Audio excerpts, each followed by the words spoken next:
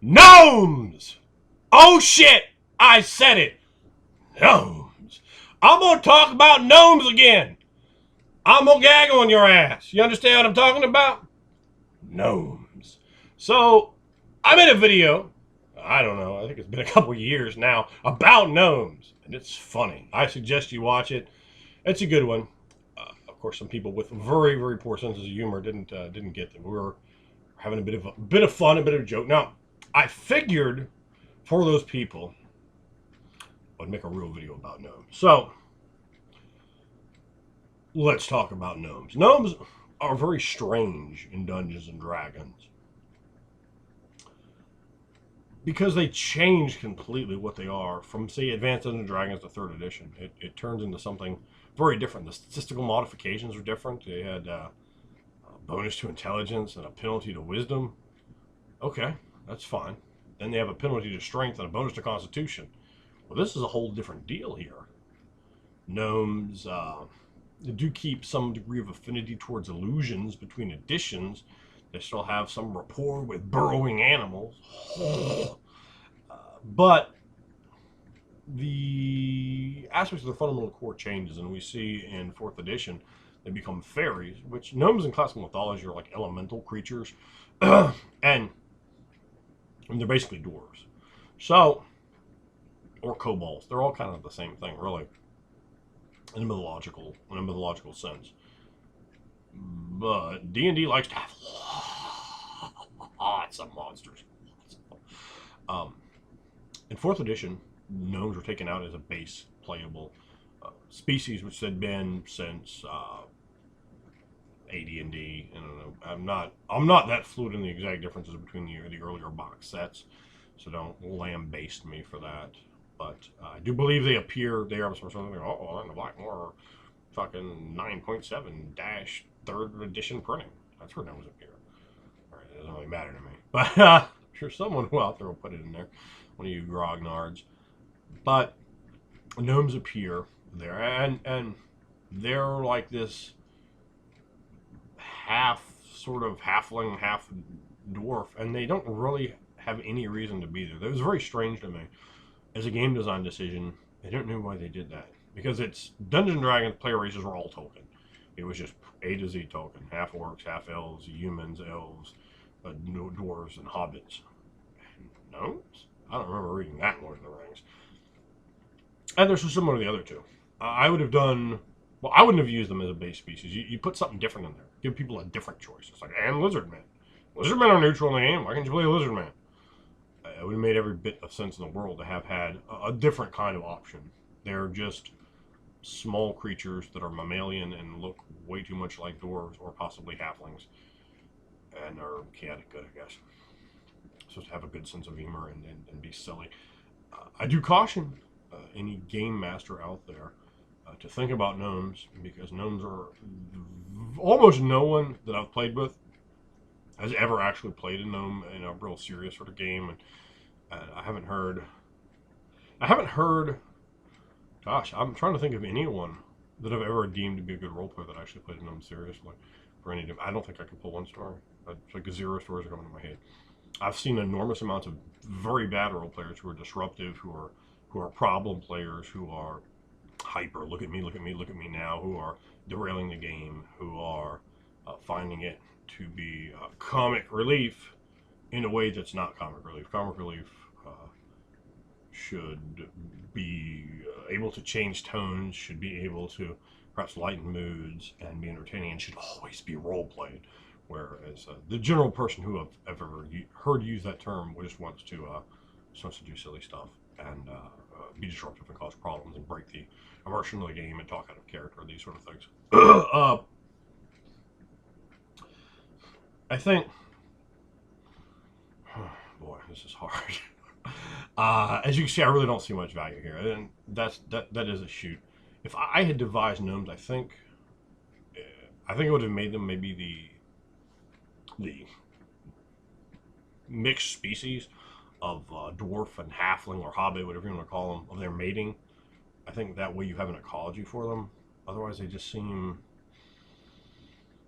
redundant in a way that it's not useful at all. They definitely can come close on the kinder scale. I would recommend if you ask. Now, if you really want a game, like if people are playing that sort of character, it usually comes across very juvenile, very problematic, very, and is a very bad blend for particularly for 0 to 60 years. If you have a 0 to 60 year and you have a kinder, you're probably not going to have a kinder for long because it's going to make it a silly juvenile, prank pulling, perhaps arsonist, perhaps pickpocket, stealing party stuff or whatever, and 0 to 60 you're just going to kill him the first time it makes him annoyed. So I would really strongly recommend against that option. And I'm not saying these things can't be role played well. They can't be. They couldn't be made entertaining. I'm sure I could play either one of them in a long term game if someone paid me a lot of money, because that wouldn't be that certainly wouldn't be for my enjoyment. So please don't request I play on them. That would. I don't think I like you that much. No. In all seriousness, though, you could use a gnome to. I think the first thing I would do in a role playing one is really put over how much bigger the world is. You know, they're like barely taller than halflings, but I don't even worry about that at the moment. And just, you know, they're like crotch level to humans. You know, like, and I would bring that up over and over and over again as I described things, as I talked about what I was looking at, like knees and crotches and boots and things like that. And I mean that, of course, in the most wholesome of ways, is the fact of where their eyes are naturally going to go. You know, it's kind of here. You know, it's a hit range. You're not walking around looking up, but you might at times as well really describe that, and you kind of throw those details in, maximize the fact that you're short. If you're to play a character that short, really put it over, use it, because very rarely, in fact, I don't think I've ever seen someone really work that to their advantage. When you're walking around this human city, it's like, oh, I came from a burrow. Everything was made to size, and here, this is ridiculous. I can't believe this. Look how big everything is. This is gaudy and tacky, you know. Or you kind of do the hyper sort of kind of voice. Wow, I can't believe how large everything is here. This is most interesting. It makes the mind race with wondering of possibility. Why do they need so much space? But the things they have, wow, the things they have are wonderful. The shine, the sparkle, the smell, and they have that really big nose, that sense of being able to smell things, and put that over, work that to your advantage, run with that. You know, I want to watch a movie. I think it's Quills. You know, it's about the perfume gimmick. I want to watch that. That if you're gonna run a gnome, just that extra sense of smell, you could put that over and really score a home run with your gnome.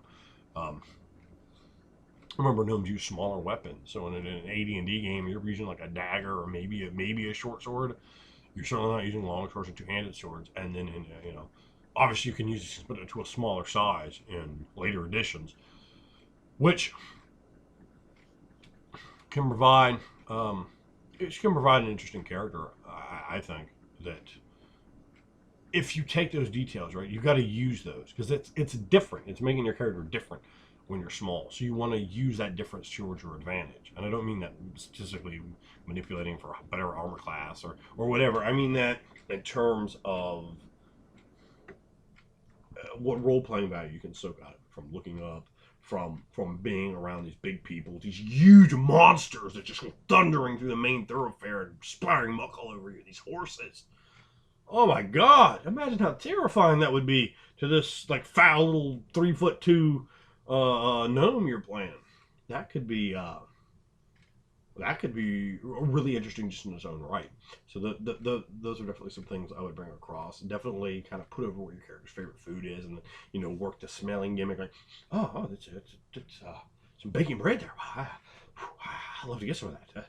That would be, wow, that's definitely something. Would anyone else like to join me? In our Cameron Homes, we like to have a respite in the early hours of the day to sit and to drink tea, or you know, to have some nice juice, or to have a small snack. These sort of things, you know, put that over, work on building a culture. And that's really where you probably have the absolute best advantage playing a gnome in Dungeons & Dragons game. They don't have the strong preconceived culture.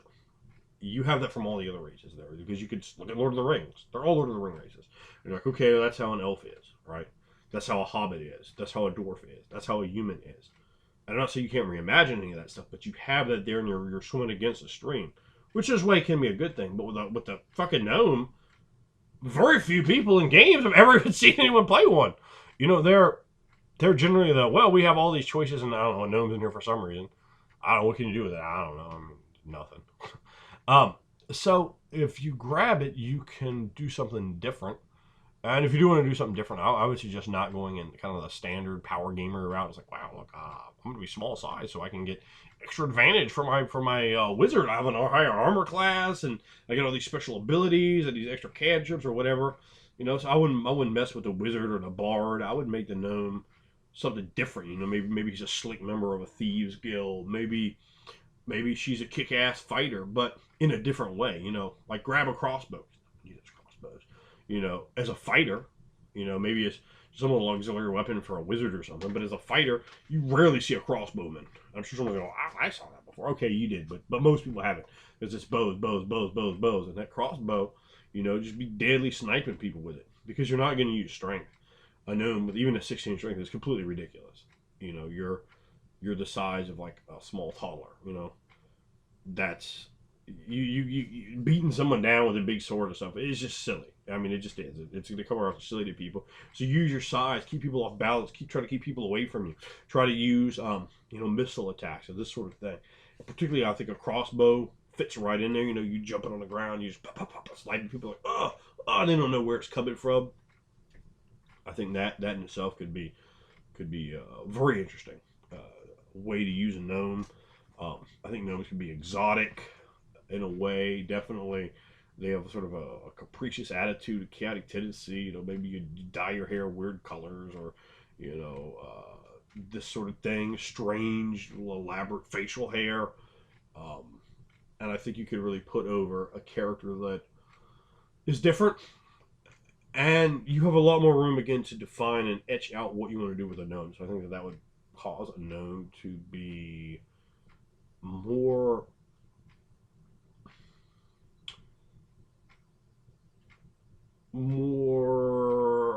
how can I put this, easy to sculpt with. I think they're more of a piece of clay than the other species are that's provided provided in the base species lineup. At least like 3.5 back. Obviously, they included stranger things like dragon people and tieflings and ASMRs and so forth in 4th edition. So, and I don't say tiefling, I think it sounds stupid. So, it's a made-up word, so I'll pronounce it as are my druthers. Now, that's pretty much my feelings on gnomes. I'd be careful. Don't make them dwarves, and don't make them halflings, and don't make them kinder. And I think if you do that, if you kind of give them a little different shine, you know, if you kind of work that elemental aspect of them, that fey aspect of them, that short aspect, I think they could come across. They could come across very interesting, very different. Of course, you're going to have to like small races. They might have a good sense of humor, but they might be sullen as well. They could be a bit embittered, but you don't want to make them dwarves. And dwarves definitely carry that big chip around on their shoulder. So those would probably be the first 2 places you wanted to look at making sure you don't play a halfling, and making sure you don't play a dwarf, because then you should just play a halfling or dwarf. And I would really put over the whole, you know, speaking with burrowing animals and that weird culture they have, you know, living in trees and all kinds of weird stuff, you know, the different species of gnomes do. So I think that's the money value of them. I know there's some weird Twinkie gnomes out there that people go, oh, I want to play Svirfnevelin. And, you know, whenever I would, because that's usually what I would hear, you know, from the power gaming set, and I would just stop listening. So I don't know beyond that, because my brain just stops. Like, I can't hear what they're saying. Like, my brain's like, no, retain sanity points. So I'm not down with those kind of tactics. As you know, I can't stand when people play a character for statistical reasons. Play a character you want to play, you want to role play, and then take whatever statistics it has and just enjoy those bonuses. You know, just enjoy it. It's like, oh, I have this cool character here, and also I get some extra shit. Well, I like extra shit. I don't hate on extra shit. I hate on just trying to get shit. Like it's like, hey, my character has shit or is shit. You know what I'm saying? Or versus I have a character, right? So extra shit versus being shit are really different things, and you know that's again form over function playing, which is very important and really the primary thing that I would explain in terms of role playing. So there you have it. The my best attempt at making my one attempt. So well, I guess if you only make one attempt, it would have to be the best one. I'm making a serious video look on gnomes. Check the other video I did on gnomes. It's I think very funny, and probably put those two things together, and you'll generate a genesis for your own gnomish concoction and creation for perhaps an NPC, perhaps even for a player character. You'll certainly be seen as different in your group for playing a gnome. More than likely, you'll more than likely not have. There might be a group out there where like 80 people are like, yeah, we love gnomes and we all game together and we're all the people in the whole world that love gnomes. But somehow 80 of us playing one game. So I don't know. I don't know how that works. I don't know that game. I ain't seen it. I've been around in Dungeons and Dragons a long time. Haven't seen much done with it. Well, maybe you could go out there and you could do something with it. You could love it and you could bring that entertainment value. And remember, if you try to play a comic relief character, play the character. Don't be goofy and silly and quipping ridiculous shit and trying to pass it off as a character play, because that's just hard role playing. So get your gnome on, dummy, and leave it in the comments below. You know, where do you like gnomes? Where do you like gnomes? And then go watch my other video because it's funny. Yeah, I have as always been your main man, and make sure you pick up Within the Ring of Fire, the best RPG you will ever play.